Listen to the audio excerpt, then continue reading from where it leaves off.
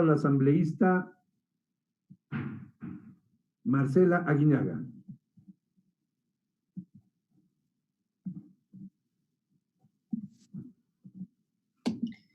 Gracias, presidente. Buenas tardes, colegas legisladores. Buenas tardes.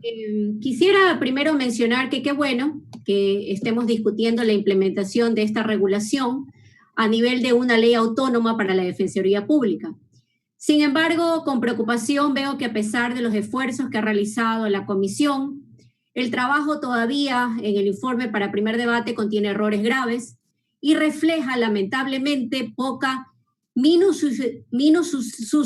suciedad y prolijidad en la elaboración del informe. Será necesario que para el segundo informe se pida por parte de los miembros de la Comisión de Justicia la revisión a la Unidad de Técnica Legislativa para que pueda analizar la redacción de este proyecto de ley. Considero que hay errores en torno a que se sigue utilizando, y errores de forma, porque se sigue utilizando un estilo de redacción muy propio de textos legales antiguos que ya no se utilizan. Por ejemplo, se utiliza la fórmula de la en los títulos de las secciones en lugar de hacerlo de manera directa, como ya hemos hecho en varios códigos que hemos aprobado en los últimos años. No se utiliza tampoco verbos en infinitivo para las enumeraciones, es decir, también se caen en redundancias innecesarias y se utilizan incorrectamente los signos de puntuación. Me llama la atención también que se ven replicados textos de la norma constitucional. En términos jurídicos no es que está mal, pero no tiene ningún sentido hacerlo. ¿Cuál es la utilidad de repetir los textos que hoy están en la norma constitucional, en un cuerpo legal? No entiendo cuál es el objetivo de ello. Asimismo, creo que es necesario revisar con mayor detenimiento el orden y la estructura de este proyecto. Por ejemplo, será importante que si van a incorporar principios, se lo haga en el título preliminar, que las disposiciones generales sean lo suficientemente generales para no tener que repetir en capítulos las mismas cosas que mencionan las disposiciones generales. Y es decir, también con lo mismo con las transitorias y las reformatorias, por lo tanto se requiere de mayor revisión en el ámbito de la técnica legislativa. En lo concerniente ya no a lo de fondo, sino a lo de forma de la propuesta, también tengo algunas observaciones que a pesar de que en los textos legislativos modernos ya no se utilizan las definiciones, en esta propuesta se lo hace y se lo hace de manera inadecuada, porque se definen aspectos que a la larga no dan cuenta de todas las personas que podrán acceder a la asesoría y patrocinio de la Defensoría Pública. Por supuesto, algo correcto atendiendo al artículo 191 de la Constitución. Sin embargo, si en la práctica todas las personas podrán acceder a estos servicios, ¿qué sentido tiene entonces establecer definiciones? No lo comprendo, la verdad. Salvo que me equivoque, no se me ocurre una persona que no pueda, o mejor dicho, que pueda quedar por fuera de estas definiciones y por lo tanto el servicio se brindará a todos. El mencionado artículo, desde mi punto de vista jurídico, entonces no tiene ninguna utilidad. Por otra parte, me llama la atención que la misma comisión, escúchese bien, la misma Comisión de Justicia que está tramitando las reformas al Código Orgánico de la Función Judicial, duplique normas de dicho cuerpo legal en este proyecto. Un poco de atención, Presidenta, a la Presidenta de la Comisión de Justicia. Parecería ser que los asesores que están a cargo de diferentes proyectos no conversan entre sí y parecería que eso hace que cometan estos errores. Y es que mientras en el artículo 9 del proyecto de ley nos hablan de las funciones de la Defensoría Pública, se mantiene en el artículo 286 del Código Orgánico de la Función Judicial también las funciones de la Defensoría Pública. Es tan curioso que incluso en las reformas del Código Orgánico de la Función Judicial, que esa misma comisión tramita, se modifica el artículo 286 y se incorporan las mismas atribuciones que están en este proyecto. Es decir, están poniendo en dos proyectos, en dos reformas, mismos textos legales. Tampoco entiendo cuál es el sentido de ello.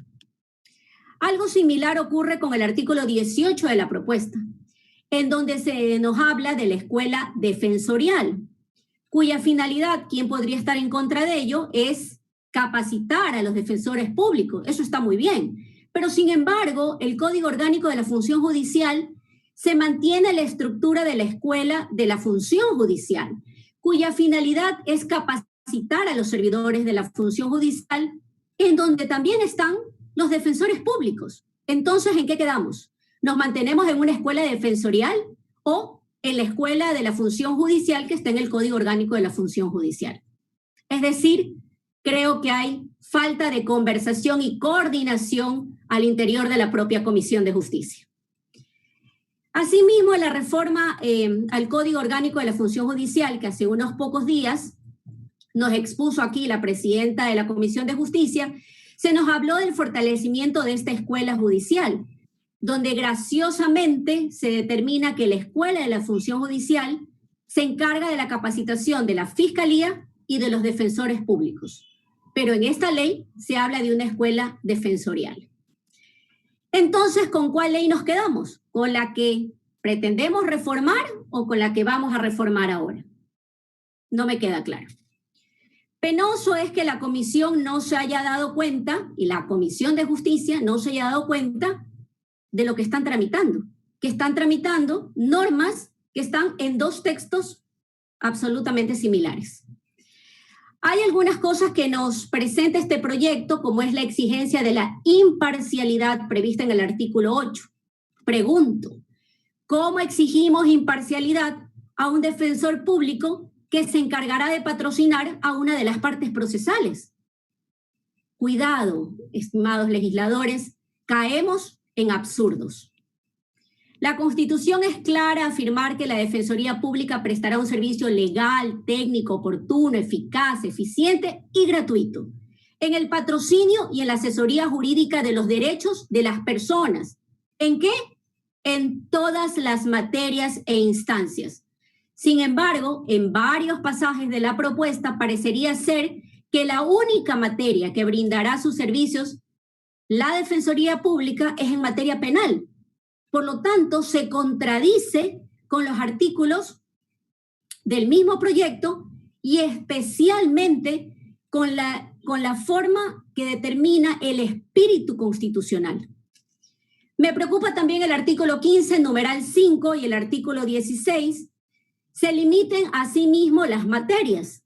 Que quede claro, el accionar de la Defensoría Pública es en todas las materias, e independientemente si se trata de personas acusadas de delitos o víctimas de los delitos o de cualquiera de las partes procesales en materias no penales.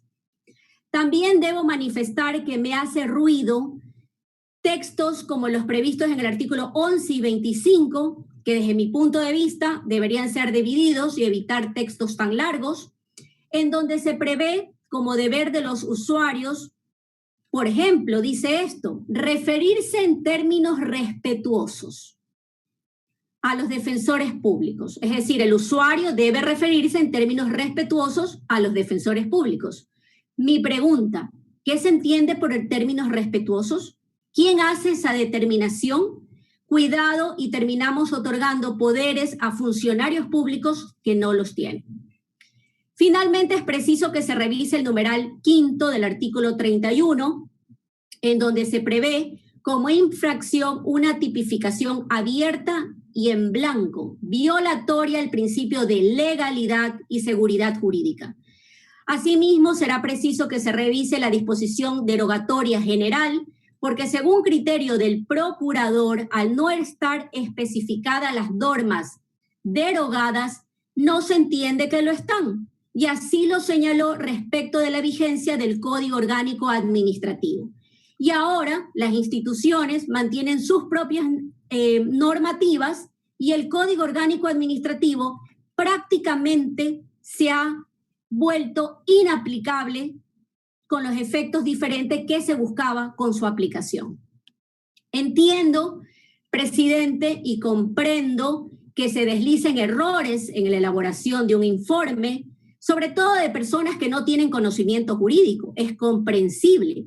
Sin embargo, me llama la atención que teniendo la presidenta de la Comisión de Justicia asesores que deben ser juristas, se hayan cometido esta serie de errores que dejan mucho que desear de un informe para primer debate. Requerimos mayor prolijidad y, por supuesto, mayor seriedad al momento de votar un informe para primer debate, porque no se trata solamente de que pase al Pleno para debatir. Cuando pasa al Pleno, tiene que tener revisión sustantiva que permita que los legisladores hagamos otros aportes, más allá de los aportes solamente de índole formal. Debemos seguir trabajando. El texto creo que merece mucho debate todavía, presidente, y que esto permita, evidentemente, al fin del día, fortalecer a una institución como la Defensoría Pública del Ecuador. Gracias, presidente.